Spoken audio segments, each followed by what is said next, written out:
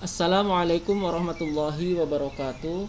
Alhamdulillah, salatu wassalamu ala rasulillah wa ala alihi wa sahbihi ajma'in, amma ba'd. Anak-anakku sekalian, hari ini kita masuk pembahasan pada materi bab yang kedua, yaitu tentang interaksi sosial dan lembaga sosial. Dan dalam pembahasan pertama ini, di bab yang kedua, kita akan menjelaskan tentang pengertian dan syarat interaksi sosial. Sebelum kita mulai materi, silakan siapkan catatan dan alat tulis lainnya yang kalian butuhkan untuk mencatat hal-hal yang penting yang akan disampaikan pada materi kita pada hari ini. Anak-anakku sekalian, manusia tidak bisa melepaskan diri dari kehidupan masyarakat karena manusia pada hakikatnya adalah makhluk sosial. Manusia sebagai makhluk sosial dalam kehidupannya mempunyai kebutuhan-kebutuhan, baik kebutuhan material maupun kebutuhan spiritual. Kebutuhan itu bersumber dari dorongan-dorongan alamiah yang dimiliki oleh setiap manusia sejak ia lahir. Dalam memenuhi kebutuhan, manusia membutuhkan bantuan manusia lainnya, sehingga terjadilah hubungan antar orang perorangan maupun kelompok untuk memenuhi kebutuhan. Sebagai contoh, pada saat masih bayi, seseorang terlibat interaksi terutama dengan ibu atau pengasuhnya. Setelah besar, terlibat interaksi dengan tetangga, teman-teman sepermainan, dan teman-teman sekolah. Setelah dewasa, terlibat interaksi dengan teman-teman seprofesi dan seterusnya. Dan hal ini sangat sulit menemukan manusia yang menyendiri tanpa melakukan interaksi dengan manusia lainnya. Kemudian, apakah yang dimaksud dengan interaksi sosial?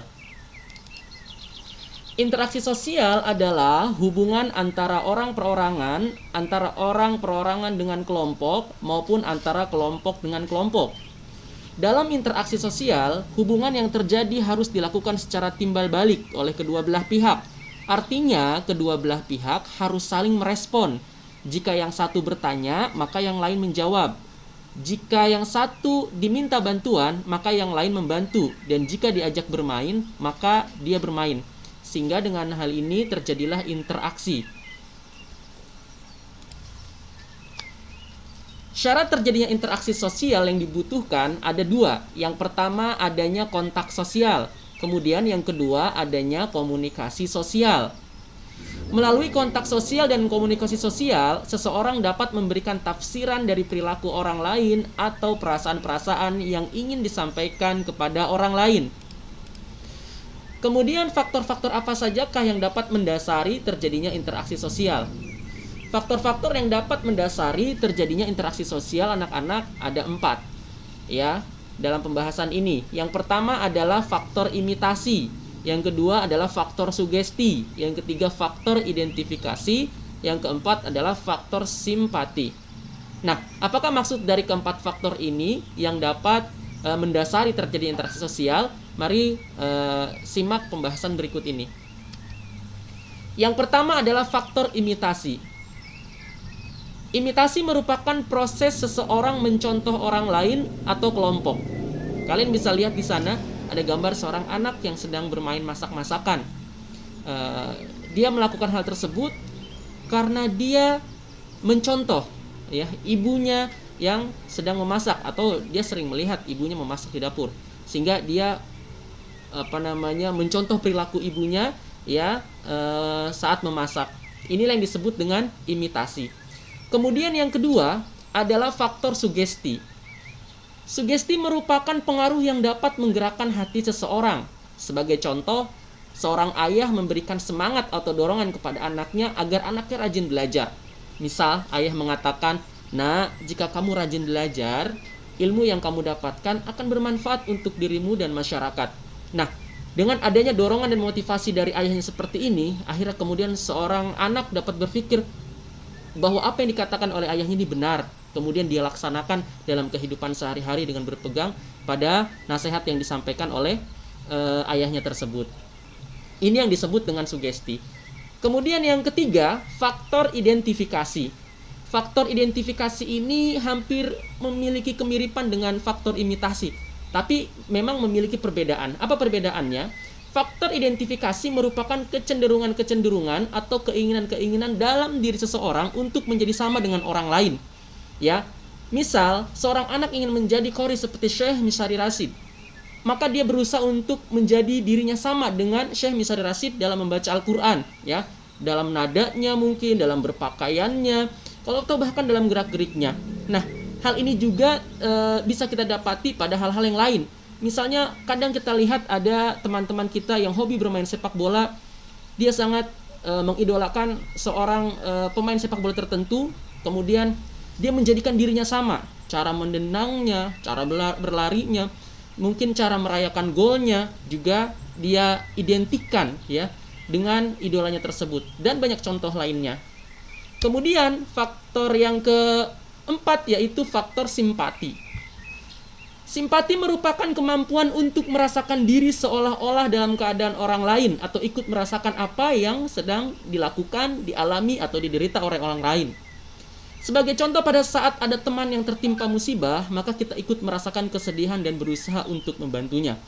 Nah, inilah faktor-faktor yang dapat mendasari bagaimana seseorang bisa melakukan interaksi sosial dengan orang lain.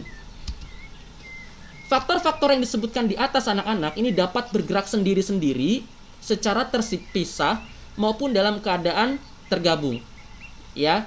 Kemudian, interaksi sosial dapat juga terjadi secara tidak langsung, bertatap muka. Misal, kita dapat melakukan interaksi sosial melalui surat menyurat, SMS, WhatsApp, telepon, dan lain sebagainya.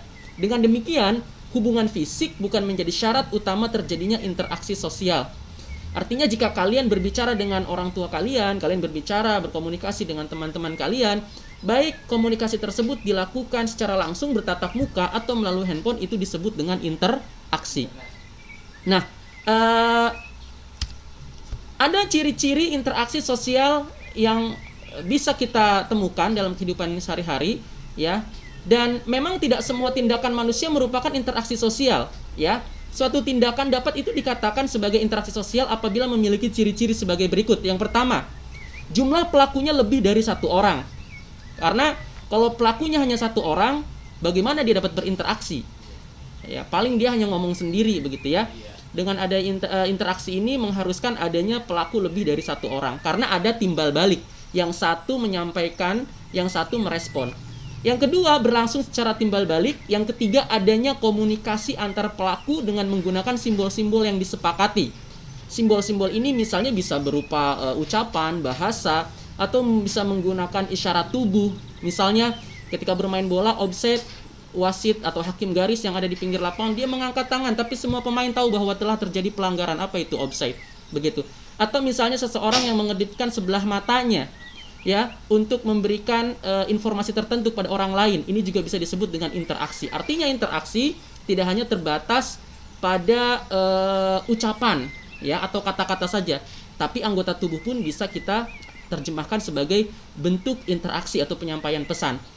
Yang keempat, adanya suatu tujuan tertentu. Tentu dalam interaksi sosial, orang mengharapkan sesuatu. Apakah harapan yang diharapkan itu berupa materi, barang, ataupun misalnya hanya untuk mendapatkan ketenangan dalam psikologinya gitu, dalam perasaannya. Misalnya seseorang bercerita tentang keluh kesahnya kepada orang lain, dia tidak mendapatkan barang dari orang tersebut. Yang dirapatkan ada rasa tenang, rasa nyaman karena bisa berbagi. Ini juga disebut dengan interaksi sosial.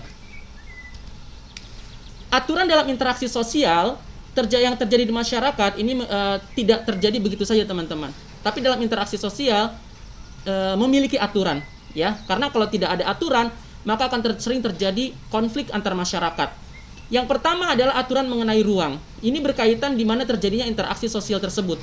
Misalnya di rumah, ya, antara antara orang tua dan anak, ya. Misalnya di rumah terjadi antara orang tua dan anak, di sekolah antara guru dan murid dan sebagainya. Yang kedua, aturan mengenai waktu. Aturan mengenai waktu kapan terjadi interaksi sosial tersebut. Misalnya interaksi sosial terjadi kemarin, sekarang, atau dulu yang telah lampau. Kemudian yang terakhir, yang ketiga, aturan mengenai gerak dan sikap tubuh. Dalam interaksi sosial, orang lain membaca perilaku kita, anak-anak. Selain kata-kata kita yang kita ucapkan, ternyata mereka juga membaca perilaku kita. Bagaimana cara makan kita, bagaimana cara duduk kita, bagaimana cara berjalan kita, ya kan? Karena dalam interaksi, tidak hanya memperhatikan apa yang dikatakan orang lain, tetapi juga apa yang dilakukan.